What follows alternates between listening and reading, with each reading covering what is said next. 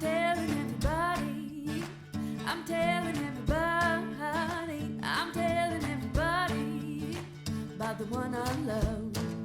Yeah, well, the things of this old earth are not of any worth. He's good, good to me. Well, death was death for me until Jesus set me free. By grace through faith in Christ alone, He set me free. Now death is death for me because Jesus set me free. My hope in Him secure eternally. I'm going to kingdom. I'm going to kingdom. I'm going to kingdom. Easily foreseeable conflict between Turkey and the Kurds is at hand. We are supposed to see the problem as Trump's abandoning U.S. commitments. But why did we make commitments to the Kurds that undermine pre-existing commitments to Turkey? The debate is strictly framed as, how can we leave the Kurds to the tender mercies of the Turks? No one is supposed to ask, what did we expect would happen when we backed a militant organization that is tightly linked to U.S. designated terrorists and that is the bitter enemy of a NATO ally we knew would not be able to abide its presence on the southern border? This sounds like a line from Princess Bride. It does. No one is supposed to ask, what is the end game here? What's the end game? Obama's end game and Hillary Clinton's end game and the globalist end game was, just oust Assad and we're going to cut up Syria for everyone. That was why we were in there. Right. Okay? Oil and gas. Money, money, money, money, money. Why do you think Biden's son is in the Ukraine? Oil and gas. Money, money, money, money, money, money, money. Money, money, money, money, money, money, money. Globalists thought they could get a piece of Syria for themselves. So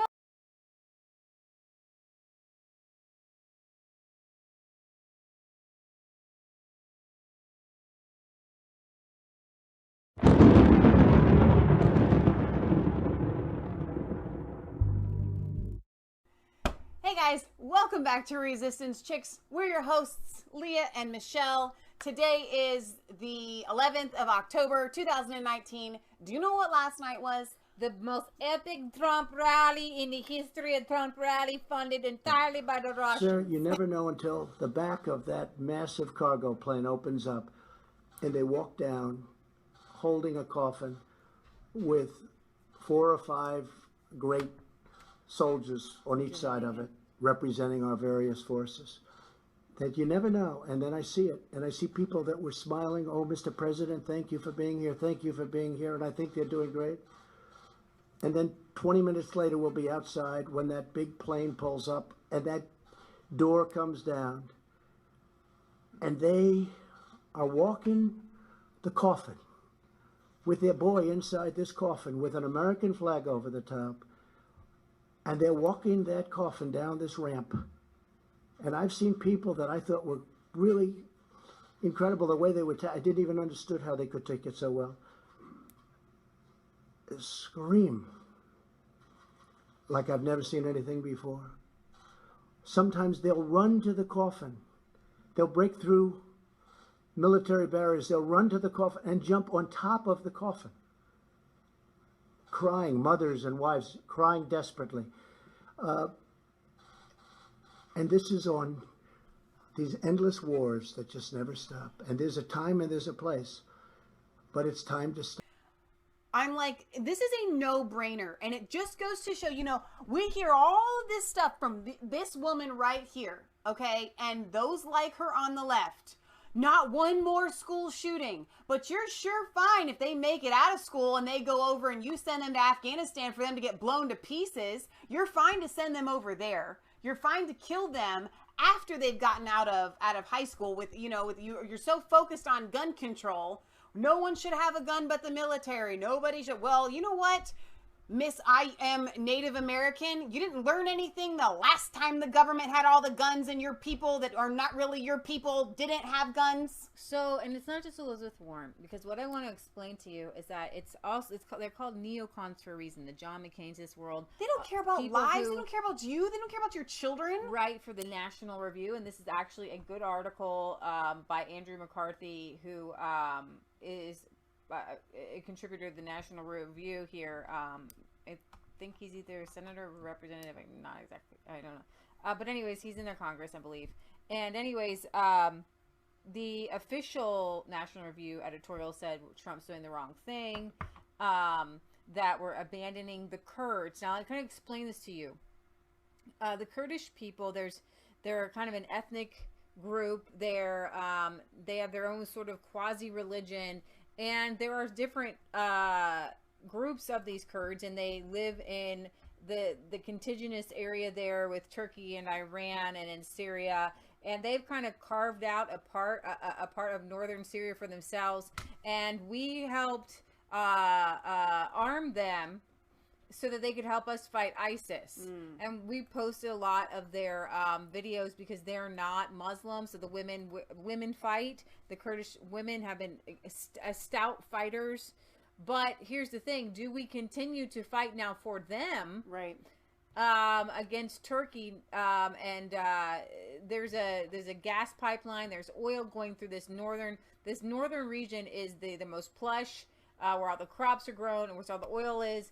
And so, did you mention the fact that Turkey and the Kurds have been already fighting for 20 years? They've already been fighting. They're always fighting. And is this our fight? And so, when we talk about these soldiers dying, okay, like Trump just said, there's a time and a place. Right. When your son or daughter gives their life for us as our country, I am grateful, regardless of whether we're in there for the wrong reasons or whatever. Okay, that life was. I don't ever want to say that a life was in vain, okay? Because I think every parent deserves that feeling of my child died for something, okay? But for the next family member, let's make it so that they don't have to die. Right, exactly. So I'm going to read this article here. We are grateful for the Kurds' help, and we should try to help them in return, but no one wants to risk war with Turkey. On Monday, President Trump announced that a contingent of fewer than 100, nobody's talking about that, U.S. troops in Syria would be moved away from the Kurdish-held territory on the border of Turkey. The move effectively green-lighted military operations by Turkey against the Kurds, which have now commenced. Some U.S. military officials went public with complaints about being blindsided. The policy cannot come as a surprise, though. The president has made no secret that he wants out of Syria, where we now have 1,000 troops, down from 2,000 last year. More broadly, he wants our forces out of the Middle East. He ran on that position. And he's getting it done. He's one of the presidents that's literally do it. He sees something that needs doing, and he literally gets it done. That is Trump. He's a getter-doner. As for Syria specifically, many of the president's advisors think we should stay, but he has not been persuaded. The president's announcement of the redeployment of the troops in Syria came on the heels of a phone conversation with Turkey's President Erdogan. This obviously was a mistake, given the appearance that Trump was taking cues from this Islamist strongman. As has become a rote, the inevitable criticism has followed by head-scratching tweets. The president vows to totally destroy and obliterate the economy of Turkey, which I've done before. It didn't really quite make sense. If Turkey takes any actions that I, in my great and unmatched wisdom, consider to be off limits. I love Trump. I just love him. I love it. He's like, if Turkey does, we're going to obliterate He literally tweeted out, in my great and unmatched wisdom. He did tweet that out. He tweeted it out. We can only sigh and say it will be interesting to see how the president backs up these haughty threats now that Erdogan has begun his invasion. All that said, the president at least has a cogent position. It makes sense. That is consistent with the Constitution and public opinion. We have never voted to start a war in Syria. He wants U.S. forces out of a conflict in which America's interests have never been clear. Okay, why? And for which Congress has never approved military intervention. I find this sensible. No surprise, given that this congressperson has opposed intervention in Syria from the start. The stringency of the counter arguments is matched only by their selectiveness in reciting relevant facts. McCarthy says President Trump, it says, is making a serious mistake by moving our forces away from what is described as Kurdish territory. The resulting invasion by superior Turkish forces will kill American allies while carving out his own dominance. That will serve further to inflame and complicate the region. Where to begin? Here's the thing, guys. We technically are in NATO still, and Turkey is technically our ally. So you have allied by the Kurds helping you fight ISIS, but then you have a literal treaty with Turkey. What to do? So the basic fact is there is no Kurdish territory. It just does not exist. There is Syrian territory on Turkey's border that the Kurds are occupying, a situation that itself serves to inflame and complicate a region for reasons that he's going to talk about. I'm going to talk about. Ethnic Kurds don't have a state.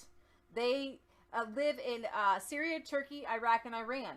Most are integrated into these countries, but many are separatists in their minds because they're not Islamists, okay? And many of them are Marxist-Leninists. The Kurds have been our allies against ISIS, but that is not why they fought with us. They fought for their own reasons, okay? They were not like, oh, I love the United States, I'm going to fight with you. They fight ISIS for themselves with our help. They are seeking an autonomous zone and ultimately statehood. The editorial from National Review fails to note that the Kurds we have backed, led by the YPG, the People's Protection Units, are the Syrian branch of the PKK, which is the Kurdistan's Workers' Party in Turkey. The PKK is a militant separatist organization with Marxist-Lenin's roots. Although such informed observers as Michael Rubin contend that the PKK have evolved, it remains a formally designated foreign terrorist organization under U.S. laws. Wow. So while our government materially supports the PKK's Confederates, ordinary Americans have been prosecuted for materially supporting the PKK. Wow. So you and I help them, we get in trouble. The PKK has a long history of conducting terrorist attacks, but their quarrel is not with us. So why has our government designated them as terrorists? Because they have been fighting an insurgent war against Turkey for over 30 years. Turkey remains our NATO ally, even though Erdogan government is one of the more duplicitous and anti-Western actors in a region that teams with them. These militant Islamists. The Erdogan problem complicates but does not change the fact that Turkey is of great strategic significance to our security. Isn't it Erdogan? I think you can say it both ways. I've heard it both ways. Okay. While it is a longer discussion, I would be open to considering the removal of both the PKK from the terrorist list and Turkey from NATO. For now, though, the blunt facts are that the PKK is a terrorist organization and Turkey is our ally. Those are just facts. These are not technicalities. Contrary to the editorial suggestion, our government's machinations in Syria have not put just one of our allies in a bind. There are two allies in this equation, and our support for one has already vexed the other. The ramifications are serious, not least Turkey's continued lurch away from NATO and towards Moscow. Without any public debate, the Obama administration in 2014 insinuated our nation into the Kurdish-Turk conflict by arming the YPG. To be sure, our intentions were good. ISIS had besieged the city of Kobani in northern Syria. But Turkey understandably regards the YPG as a terrorist organization complicit in the PKK insurgency. That brings us to another non-technicality that nobody's talking about. Our intervention in Syria has never been authorized by Congress. Those of us, and this, as McCarthy says, who opposed the intervention maintained that congressional authorization was necessary because there was no imminent threat to our nation. Hello. Contrary to the editorial's suggestion, having U.S. forces deter further genocidal bloodshed in northern Syria is not a mission for which Americans support committing our men and women in uniform to. Such bloodlettings are the Muslim Middle East default condition, so the missions will never end. Okay? So, and here's the thing. Let's remind everybody that Trump obliterated ISIS in this area. Okay? Now, it wasn't Trump. He didn't go over there. But the United States, we did. They're gone. It's done. What everybody kept trying to do and pretending to try to do for 10 years, Trump literally went in, gave them what they needed. Boom, it's done. So he's like, all right, got that done. Now we leave. We went to help obliterate ISIS. Okay, not we went, but listen, now we've given you these tools. You can take care of yourself. This is not our war. We do not fight other people's wars for them. And guess what? In the Middle East, they are going to continue to fight wars forever. Right. They just do. A congressional debate should have been mandatory before we jumped into a multi-layered war featuring anti-American actors and shifting loyalties on both sides. Yeah. In fact, so complex is the situation that President Obama's initial goal was to oust Syria's Assad regime. Only later came the pivot to fighting terrorists, with which actually helped Assad. That is Syria. Opposing one set of America's enemies only empowers another. More clear than what intervention would accomplish was the likelihood of becoming stuck in there in vicious conflicts of which we wanted no part, such as the notorious and long-standing conflict between the Turks and the Kurds. Barbaric jihadist groups such as ISIS, an offshoot of Al-Qaeda, came into existence because of Islamic fundamentalism. But saying so remains, ooh, you can't say that in Washington. Instead, we tell ourselves that terrorism emerges due to vacuums created by the absence of U.S. forces. So it's our fault. If we're not everywhere in the world taking over, then it's our fault if ISIS rises up. On this logic, there should always be and forever be U.S. forces and involvement in places where hostility to America vastly outweighs American interests. President Obama was wrongly blamed for creating ISIS by leaving a vacuum in Iraq. Couldn't it be the Shia supremacist culture, could it? No, we're supposed to suppose that this sort of thing could happen anywhere. So when Obama withdrew our forces from the region, as Trump is doing now, jihadist atrocities and territorial conquest ensued. Eventually, Obama decided that action needed to be taken. But invading with U.S. troops was not an option. It would have been deeply unpopular and undercut Obama's tout that Islamic militarism was on the wane. Our government therefore sought proxy forces. Most proved incompetent. The Kurds, however, are very capable. There was clamor on Capitol Hill to back them. We knew from the first, though, that supporting them was a time bomb. Turkey was never going to countenance a Kurdish autonomous zone led by the YPG and the PKK elements on its Syrian border. Ankara was already adamant that the PKK was using Kurdish autonomous zone in Iraq to encourage separatist uprisings in Turkey, where 20% of the population is Kurdish. Erdogan would never accept a similar arrangement in Syria. He would evict the YPG forcibly if it came to that. Yes, we had humanitarian reasons for arming the Kurds, but doing so undermined our anti-terrorism laws while giving Erdogan incentive to align with Russia and mend fences with Iran. ISIS, meanwhile, has never been defeated. It lost its territorial caliphate, but it was always more lethal as an underground terrorist organization than a quasi-sovereign struggling to hold territory. And Al-Qaeda, though rarely spoken over recent years, is growing, and it has been. Oh, hey, we're just going to overthrow Assad. We're going to call him a brutal dictator, even though Erdogan is just as bad, if not worse, than Assad. And if we're just overthrowing brutal dictators, let's just have at it. Yeah. You know? So did we see a Kurdish autonomous zone as the next Kosovo? And that didn't really work well. No, Kosovo split from Serbia over Russian objections. And then you have, Kremlin using it for the separation and annexation of Georgia and Ukraine. It is true, as editors observe, that there are no easy answers in Syria. That is no excuse for offering an answer that makes no sense. That the United States should have an exit strategy, but one that neither squanders our tactical gains against ISIS nor exposes our allies to unacceptable retribution. So, President Trump has an exit strategy, which is to exit. He promises to cripple Turkey economically if the Kurds are harmed. If early reports of Turkey's military assault are accurate, the president will soon be put to this test, and I hope that he's up to it. For a change, he should have strong support from Congress, which is threatening heavy sanctions if Turkey routs the Kurds. Americans, however, are not of a mind to do more than that. We are grateful for what the Turks did in our mutual interest against ISIS, and we should try to help them, but no one wants to risk war with Turkey over it. And that's the bottom line. We're not willing to risk war with Turkey over it. No, we're not. And here we have a quick clip from Tucker Carlson with Hi, how are you? This is Colonel McGregor, and he says it even better than McCarthy, I think, here. Colonel, what do you... Turn this back on. And I'm sure Tucker will have awesome things to say tonight as well. Oh my gosh, I have a video to show you when this comes on after Rand Paul went on The View today. I know, yeah. make of the response to the president's announcement? Well, the swamp is clearly very disturbed because the president has done something that I have not witnessed in the last 30 years. He's actually injecting strategy back into American foreign and defense policy. Let me explain. He's turned to Mr. Erdogan, who has been trying to carve out a portion of Syria now for a very long time. Remember, Mr. Erdogan is also partially responsible for standing up ISIS. Then ISIS turned out to be a Frankenstein's monster, and he decided it needed to be brought under control.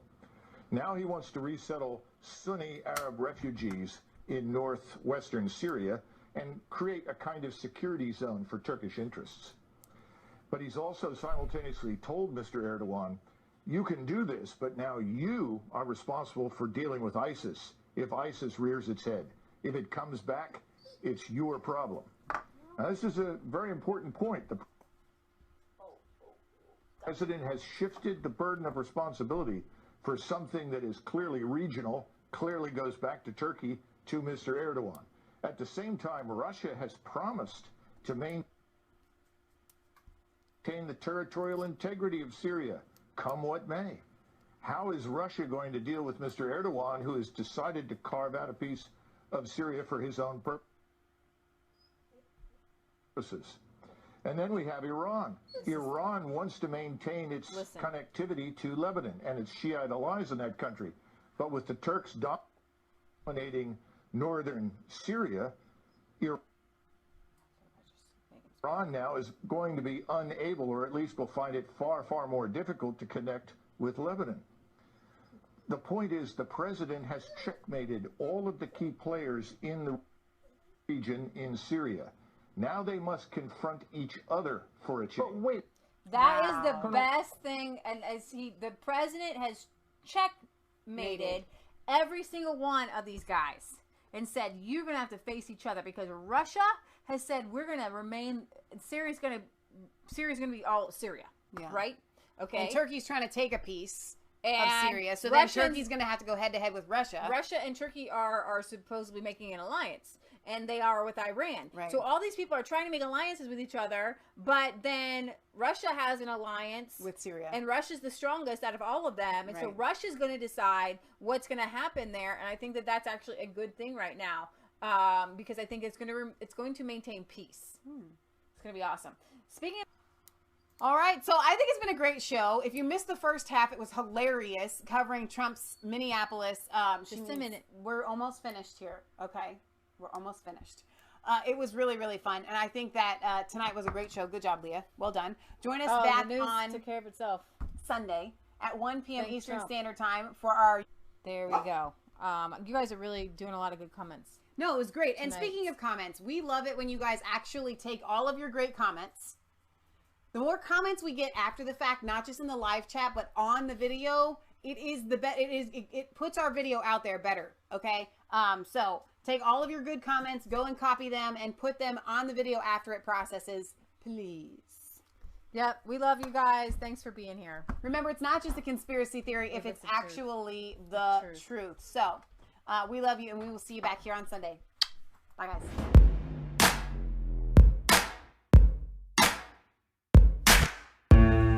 Was cold, all alone.